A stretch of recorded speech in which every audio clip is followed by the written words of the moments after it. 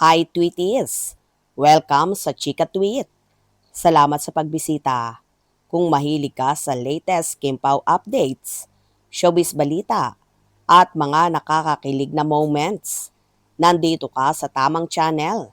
Kaya relax lang at tara na sa ating Today's Chika. Gulong-gulo na ang isip ng Kim Paulaja pati na ang mga solid ni na Kim Chiu at Paolo Avellino sa patong-patong na espekulasyon na nakabalandra sa social media at maging ang issue sa hinihinalang pagbubuntis ng Chinita Princess. Hanggang ngayon ay wala pang statement, reaction, comment o paglilinaw si Kim kaugnay sa duda ng kanyang mga tagahanga sa naiisip na mga itong pagdadalang tao niya. Hati ang paniniwala ng Kim Paulaja sa tinutukan nilang pagbabago sa katawan ni Kim sa Australia na nagpapakita ng paglaki ng tiyan ng actress.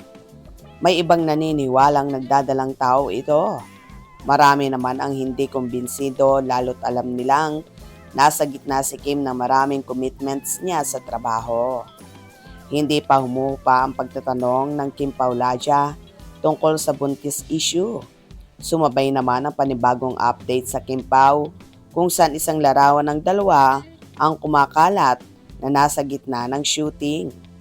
Agad na nag-viral sa mundo ng Kim Paulaja ang larawan na nagsasabing shoot ito ng bagong movie project ng magkasintahan.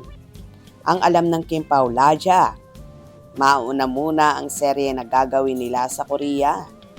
Kaya ang tanong, paano sumulpot ang bagong pelikula?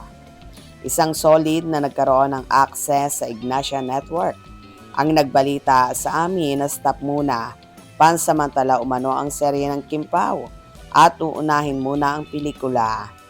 Galing sa pakikipagbakbakan sa botohan sa Seoul International Drama Awards, ang Kim Paulaja na nasundan ng visit nila sa Kachipan Post ni Vice Ganda. At ngayon nga, may mga patong-patong na balita tungkol sa kanilang lodi na walang anumang detalye para ito ay malinawan. Well, nakakaloka na talaga ang mga balitang kumakalat kaya naman kahit ang mga Kim Pao followers ay naguguluhan na rin. Hindi na rin nila alam kung ano ang totoo at naghihintay na lang sila sa pagsasalita ng Kim Pao na sa aking opinyon ay hindi totoong buntis si Kimi. Bagkos, gawa-gawa lang ito ng mga mapanirang bashers at kung totoo man ito, for sure mas marami at lamang ang matutuwa dahil ito na ang matagal nang minamanifest at hinihintay sa real couple ang lumagay sa tahimik at magkaroon ng sariling supling. Kung kayo ang tatanungin, agree ba kayo dito? Kayo na ang bahalang magbigay ng inyong opinion. Hope you enjoyed. Please subscribe for more info.